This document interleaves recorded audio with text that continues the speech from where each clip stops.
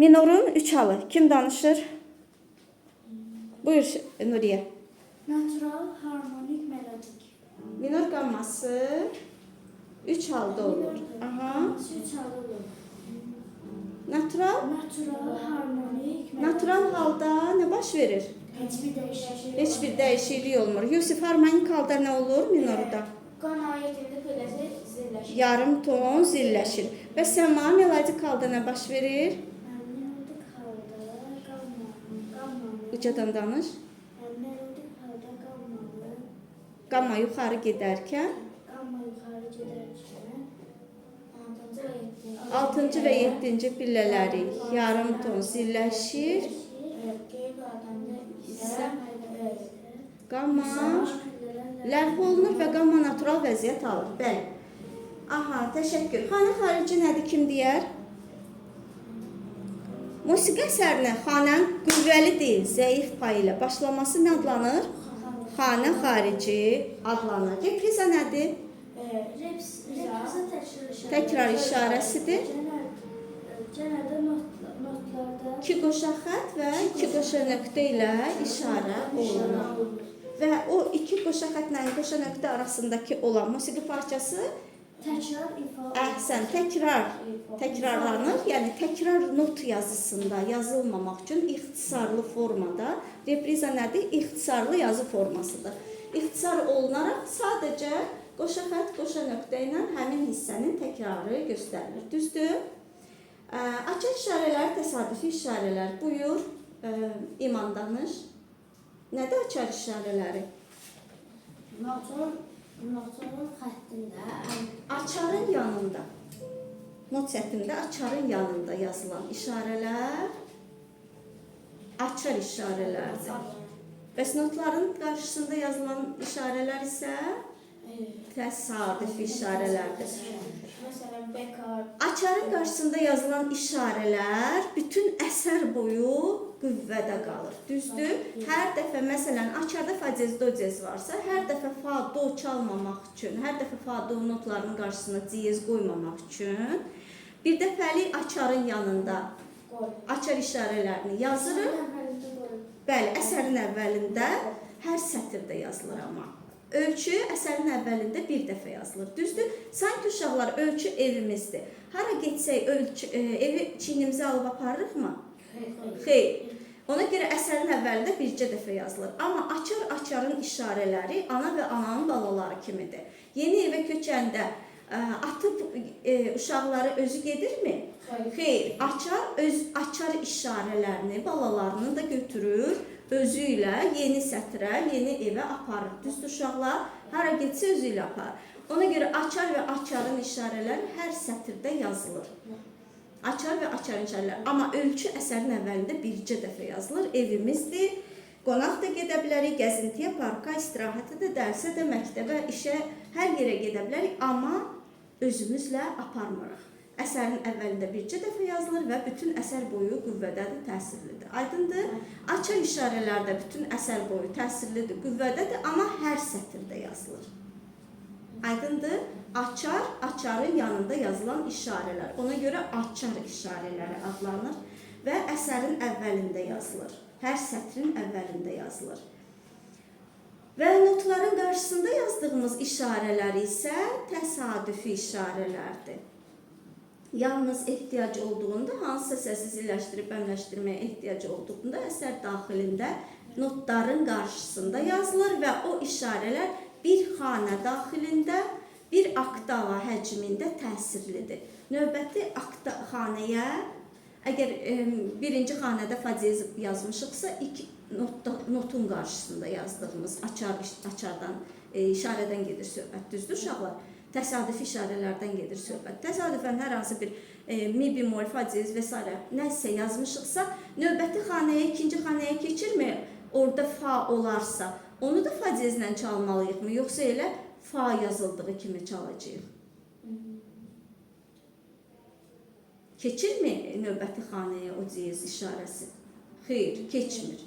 Təsadüfi işarələr bir xanənin içində, daxilində təsirlidir. Xanə xətti bağlandı, növbəti xanəyə o keçmir. Aydındır? Elə bil ki, o xanələr nədir? Xanalar, xanələr bir evdir. Bir evin qanunu digər evdə təsir edirmi? Xeyr.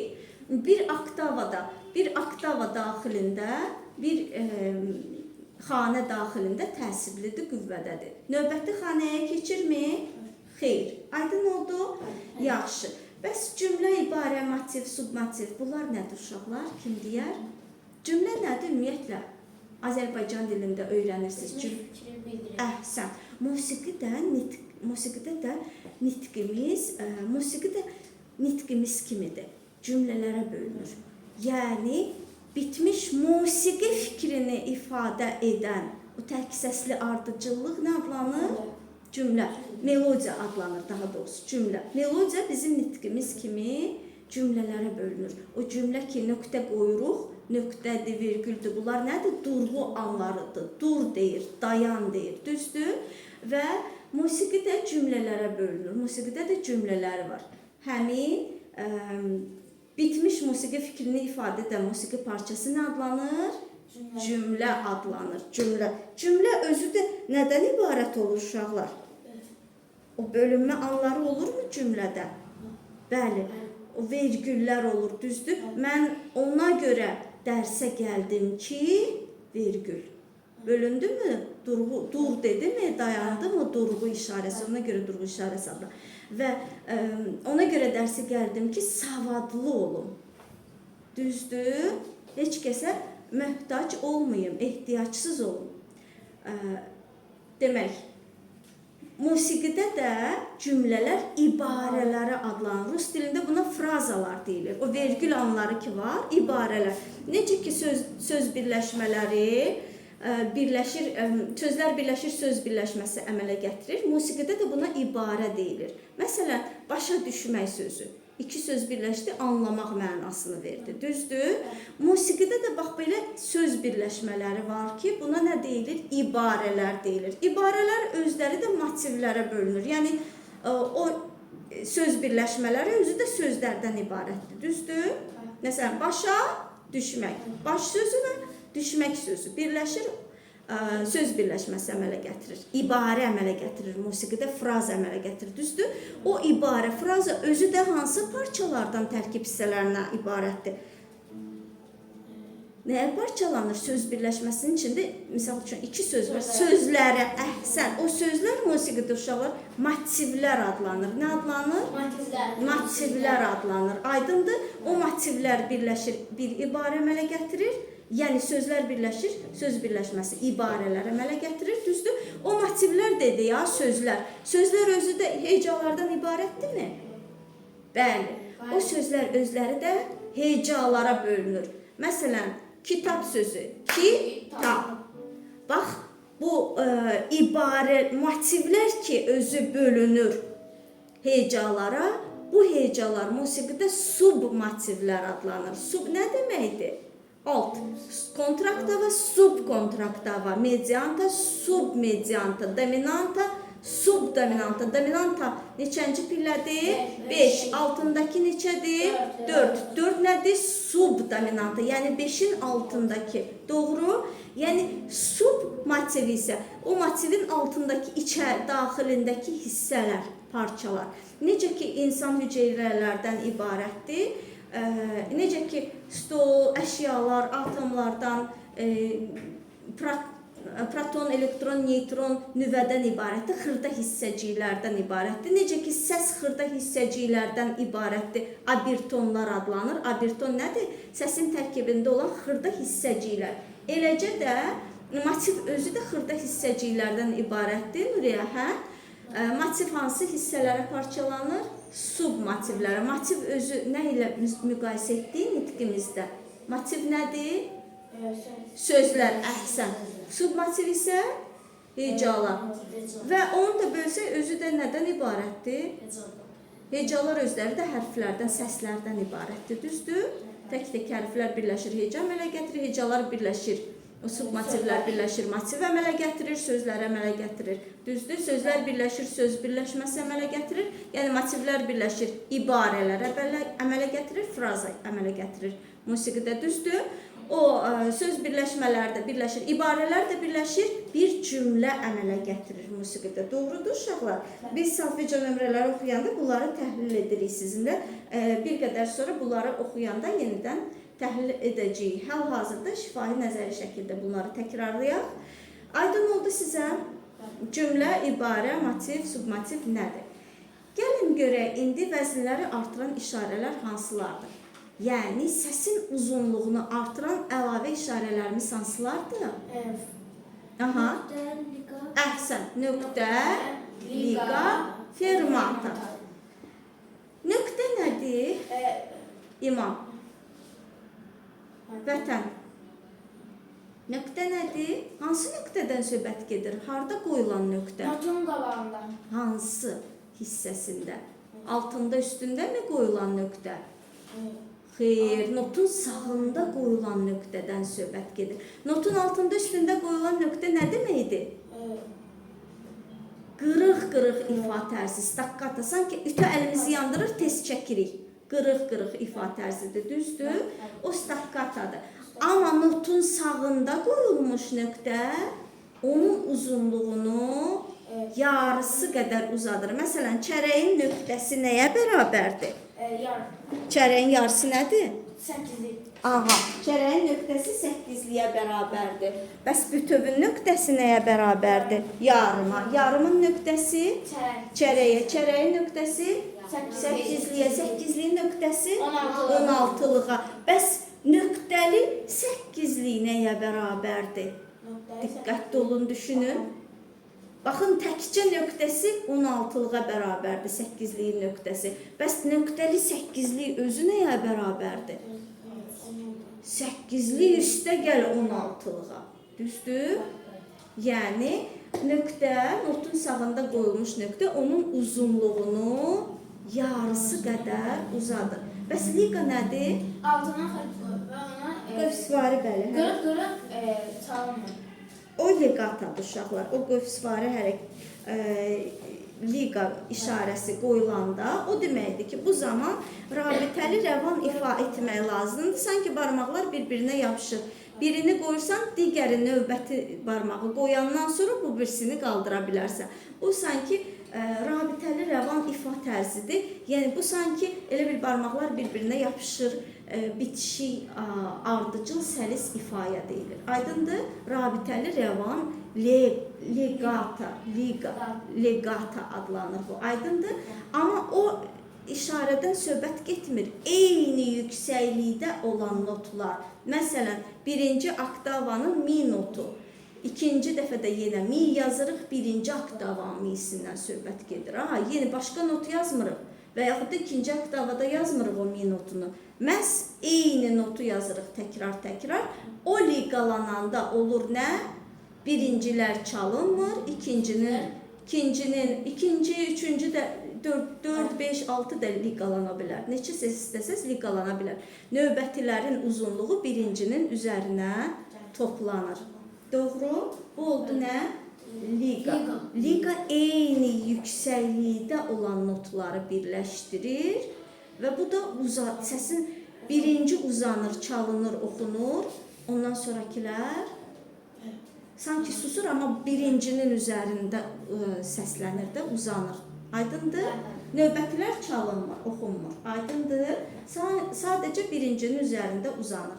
Bu da olur nə? Vəzinləri artıran işarələrdən, səsin uzunluğunu artıran əlavə işarələrdən. Bəs fermata nədir? Səsi Qeyri-müəyyən müddətə uzadılma işarəsidir. Səsin uzunluğunu notun altında və ya üstündə qoyulur. Qövsvari işarədir, düzdür? Və baxaq makirlər yazır və uzunluğu, zəhmət olmasın. Və uzunluğu qeyri-müəyyən müddətə uzadır. Nədən asılıdır? Təşəkkür. Nədən asılıdır uşaqlar? Uzunluq, uzanma müddəti. Baxın, belə bir işarədir. Fermata işarəsi.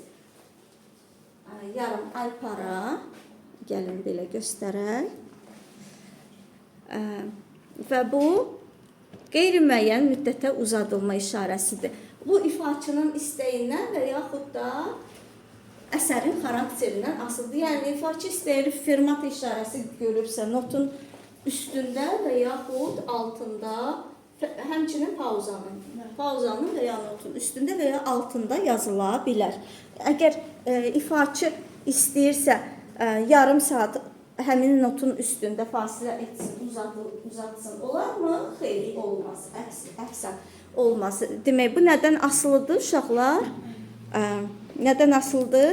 İfaçının istəyindən əlavə də əsərin xarakterindən asılıdır.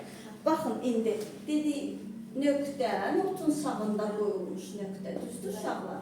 Notun sağında qoyulmuş nöqtə, liqa və fermata. Liqa, məsələn, mi notu. Baxın, yazmışıq. Mi bütöv, mi yarım, misal üçün, mi çərək, mi səkkizlik, eyni notdur. Görürsünüz uşaqlar, birləşdiririk bunları. Bax, bu liqadan söhbət gedir ki, görünmür. Aha, biraz uzağa qoyaq. Eyni notu, yüksəklikdə olan notları birləşdirən liqadan söhbət gedir. Bu zaman bax, bunların heç biri çalınmayacaq, nə də oxunmayacaq, ifa olunmayacaq. Bunların uzunluğu sadəcə toplanacaq birincinin üzərinə. Aydındır? Bu da fermata işarəsidir. Bu liqa fermata. Baxın, indi bütövün nöqtəsi nəyə bərabər oldu uşaqlar? Yarım. Yarıma. Yəni, nöqtəli bütöv isə bərabərdir bütöv üstə gəl yarıma. Doğrudur? Bax, budur. Bax, belə liqalana da bilər. Liqalanan zamanda bütöv neçəyə sayılır uşaqlar? 4 vəyə. Bəs yarım? 2 və 6 və. Bəli, toplamada ümumi olacaq nöqtəli bütöv 6 vəyə. Bəs bu yarım neçəyə sayılır? 2 və. Aha, nöqtəsi? Yarımın nöqtəsi nəyə bərabər olacaq? Çərəyə. Çərəyə. Aha, yarım 3 və. Bəli, toplam sayılacaq bu 3 vəyə. Əla, aydındır. Çərəyin nöqtəsi nəyə bərabərdir uşaqlar? 8-liyə. Çərək üstə gəl 8-li, eyni qaydada da liqalanır. Çərək, 8-li və 8-liyin nöqtəsi 16-lıq. aha. 8-liyin nöqtəsi də nəyə bərabərdir? 16-lığa. Və liqalananda nə olur? Üst toplu. 8-liyin nöqtəsi, 8-li özü neçəyə sayılır? Ya 1-ə, ya bəyə. Doğrudur.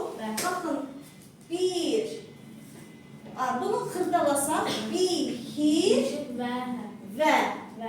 Aha, və buradadır. Əgər bunun yanında 16-lıq yazsaq, olacaq o hə. Bax, belə olsa əgər. 1, hir və nöqtəsi, bu digər nöqtə isə hə olacaq. Aydındır? Bam, bax, bu nöqtə nədir? Notun uzunluğunu artıran əlavə işarələrdir. Və yaxud da çərək nöqtə 8-lik. 1 və çərək, 1 və 2 nöqtəsi və də digər 8-lik. 1 və 2 və ifa olunacaq. Doğru? Və bu ritmik şəkillər nə adlanır uşaqlar? Punktir. Punkt alman sözüdür. Mənası nə deməkdir? Alman dilindən tərcümədə punkt nöqtə deməkdir. Nöqtəli ritm, punktir ritm adlanır. 2 növü var. Çərək nöqtə 8-lik bu yumşaq punktirdir, uzun punktirdir. 8-lik nöqtə 16-lıq isə qısa punktirdir. Nədir? İti punktir. Aydın oldu uşaqlar? Aha. İndi gəlin baxaq görək. Növbəti sualımıza keçək. Temp nədir uşaqlar? Kim deyər? Bəli, sürətdir, əhsən. Sürətdir, musiqi əsərinin ifa sürəti nə adlanır? Temp adlanır. Templər neçə qrupdur? 3 qrupdur, doğru. Ağır templər, orta templər və tez templər. Ağır templərimiz hansılardır uşaqlar? Ağır templər. Templər hansı dildə qeyd olunur? İtalyan dilində. Templər İtalyan dilində qeyd olunur və musiqi əsərinin xarakterini, tezlik dərəcəsini təyin edir. Baxın, tısbağanın sürəti ilə raketin, təyyarənin, sürət qatarının sürəti eynidirmi? Xeyr. Demək, işığın sürəti eynidirmi? Xeyr. Demək, bu sürət əsərin xarakterinə də nə edir? Təsir edir. Düzdür uşaqlar? Aha, biraz belə qoyaq, hamı görünsün. Yaxşı. Lərqa necə tempdir uşaqlar, kim deyər? Asta, ağır tempdir, bəli, mənası olduqca geniş deməkdir. Lento, asta, əhsən. Adagio, sakitliklə yavaş, o da ağır templərdəndir. Grave, ağır, mühüm. Bəs pesante, ağır deməkdir, ağır. Lərgətdə, lərqadan cüzi tezdir, amma bu da ağır tempdir. Andante, tələsmədən, addım, bəli. Bu da ağır templərdəndir. Sostenuta, rahat, sakit halda, bəli. Bu da ağır templərdəndir. Əhsən. Bəs orta templər hansılardır uşaqlar? Moderato, nə deməkdir? Mülayim. Andantina, nə deməkdir? Andantaya nisbətən azacıq, tez. Bəs allegretto nə deməkdir? Canlı, hərəkətlə. Bunlar mülayim templərdir, yəni orta templərdir. Aydındır? Allegretto, allegrodan biraz ağır deməkdir. Bəs iti tez templər hansılardır? Allegro, tez, əhsən, viva, canlı, vivace, sürətli, presta, olduqca tez, prestissima, son dərəcə iti, son dərəcə tez, prestissima. Yaxşı, dinamika nədir uşaqlar? Çalışın, baxmadan deyin. Aha, nədir dinamika? İmam desin, dinamika nədir? Vətən, nədir dinamika? Dinamika güc deməkdir. Dinamika Yunan sözü olub, güc deməkdir mənası və səslənmənin gücünü göstərən işarələr də dinamik işarələr adlanır. Piano nədir? Vətən. Yavaş. Aha, bəs forte? Bərk. Yavaş, bərk. Bəli, ona görə fortepiano, bəli, izah etmişdim, niyə fortepiano adlanır, qədim əcdadı olub klavisin, niyə fortepiano yarandı? Çünki bəlkə yavaşı göstərən bir alət olaraq klavisində, klavikordda mümkün deyildi bəlkə yavaşı göstərmək və zaman dövr dinamik inkişaf etdi, tələb etdi ki, forteni bəlkə və yavaşı göstərən bir alət icad olunsun və yarandı fortepiano. Onun kiçik növü pianino adlanır, böyüyü royal adlanır. Hansı ki bizim zalımızda konsert zamanı eşidir. Bəli, akt zalımızda yerləşdirilir var. Aydındır uşaqlar. Demək, piano nədir? Yavaş, forte, bərk. Bəs pianissima? Pianodan biraz Lap yavaş, lap zəif. Aha. Fortissima? Fortedan biraz Daha güclü, aha, qüvvətli. Bəs pianissima son dərəcə yavaş. Forte, fortissima son dərəcə bərk, güclü. Aha. Bəs mezza piano. Mezza nə deməkdir? Əhsən, orta deməkdir. Orta səs, medianta, mezza. Aha. Mezza piano orta yavaş, mezza forte, orta bərk. Bəs sforzando qəfildən bərk deməkdir. Bəs crescendo səsin gücünü tədricən artıraraq. Bəs diminuendo nə deməkdir? Səsin gücünü Tədricən azaldaraq. Yaxşı. Bunları yaxşı öyrənin. Oldu. Terminləri başınız var olsun. Yaxşı, mükəmməl öyrənin, təkrarlayın. Bəs uşaqlar, əsərin tonallığını necə təyin edirik? Yadınıza salın, salfeca nömrələri oxuyanda nə edirik birinci? Əsərin tonallığını təyin etmək üçün nəyə baxırıq, hara baxırıq? Ən axırıncı ölçü açarı tonallığı təyin etmək üçün deyil. Ölçüyə də baxırıq, düzdür, dirijorluq edirik, amma ən birinci nəyə baxırıq tonallığı təyin edəndə? Əsərin sonuncu notuna, düzdür, və açar işarələrinə. Və bilirik ki, hansı tonallıqdadır bu. Düzdür, transpozisiya nədir uşaqlar? Transpozisiya. Nəyə deyilir transpozisiya? Kim deyər? Ay, sağ ol. Afərin. Olduğu kimi keçirilməsi nə adlanır? Transpozisiya adlanır.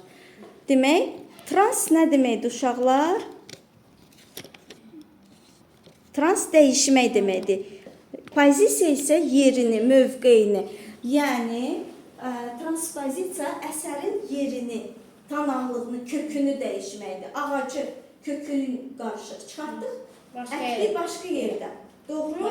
Nəyi dəyişdi? Yeri dəyişdi. Əhsən. O məkanı dəyişdi, yeri dəyişdi, kökü dəyişdi, tanaqlığı dəyişdi. Düzdür? Musiqi əsərinin də transpozisiyada dəyişmək deməkdir. Transpozisiya, pozisiya vəziyyətdir, yer, mövqeydir. Yerini, mövqeyini dəyişməkdir. Trans dəyişmək demək. Məsələn, transport insanları bir yerdən başqa bir yerə sürətlə nə edir? Nəql edir, daşıyıb, aparıb çatdırır. Düzdür, nəyini dəyişir? Yerini, əhsən, məkanını, yerini dəyişir. Düzdür, uşaqlar? Transport, translyasiya. Məlumatı bir məkandan başqa bir məkana aldıqca sürətlə yerini dəyişir. Doğru? İnformasiyanı bizə çatdırır, ötürür ani olaraq. Translyasiya, transformator nədir? Cərəyanı dəyişir. Bir cərəyanı alır, başqa cərəyanı ötürür. Aydındır? Yəni, nə edir? Yerini dəyişir. Transpozisiyada musiqi əsərinin bir tanalıqdan başqa bir tanalığa olduğu kimi köçürülməsini köç edir sanki. Yerini dəyişir. Bəli, yerini dəyişir, evini dəyişir, yerini dəyişir, kökünü, tanalığını dəyişməsini nə deyilir? Transpozisiya deyilir. Hansı məqsədlə edilir transpozisiya? Necə yəni tanalıq dəyişir? Yəni qaldırırıq, qaldırıcı kran gəlir, qaldırır, köşkü qoyur başqa bir yerə. Belə dəyişir. Məsələn, transpozisiya edəndə nə üçün edirlər? Əsasən, insanın müəyyən bir səs diapazonu var. Diapazon nədir uşaqlar? Musiqinin bir səsi. İmkanlar. Düzdür, səs imkanları. Ən zil və ən bəm götürə bildiyi səs. Əgər müğənninin, ifaçının, xanəndən səsi çatmırsa, əsəri yarım ton, bir ton və ya istənilən bir intervala yuxarı və ya aşağı transpozisiya etmək olur. O səbəblə bəli, yerini dəyişirlər ki, rahat oxuya bilsin və yaxud da hər hansı bir alətin diapazonu uyğun deyilsə, diapazonuna, səs imkanlarına uyğun deyilsə, o musiqi əsərini çalmaq üçün, misal üçün, birinci oktavanda olsundan aşağı səsləri götürə bilir. Onda transpozisiya olunur, keçirilir ya yuxarı, bəli, yeri dəyişilir və əsəri rahatlıqla çalmaq mümkün olur istənilən bir musiqi alətində. Aydındır uşaqlar, demək transpozisiya nədir? Musiqi əsərinin bir tanallıqdan başqa bir tanallığa olduğu kimi köçürülməsi, köç edir. Köç etməsidir. Aydındır. Necə ki, köçəndə evin əşyalarını aparırıq mı biz? Bəli, olduğu kimi hər şeyi, evin əşyalarını aparırıq, mebelləri aparırıq, geyimlər və ailə üzvləri. Hər bir şey bir dəst şəklində, kompleks şəkildə aparılır. Düzdür, olduğu kimi qalır mı? Evin ailə üzvləri, köçəndə yeni evə, ailə üzvləri dəyişir. Yerləri dəyişir. Dəyişir. İnsanlar ailənizdəki ana, ata, baba, nənə, bacı, qardaş dəyişirmi? Xeyr. Olduğu kimi qalırmı? Sadəcə ev dəyişir. Bəli. Bəli. Aydın oldu, içi olduğu kimi qalır. Buna nə deyilir? Transpozisiya deyilir. Və sekvensiya nədir uşaqlar? Nədir sekvensiya? Eyni bir motivin müxtəlif səslərdən təkrarı da adlanır sekvensiya adlanır. Məsələn, gəlin belə bir sekvensiya oxuyaq. Sol, mi, do, sol, fa, mi, re, do. Oxuyaq bir yerdə. İmam, cəz. Sol, düz oturaq. Sol. Aha, bircə dəqiqə. Bir də. Bu qəşəng sizə kömək olur. Fikrinizi cəm etmək üçün. Hə, uşaqlar? Gəlin, oxuyaq və görək sekvensiya nədir? Sol, təmiz, sol, mi, do, sol, fa,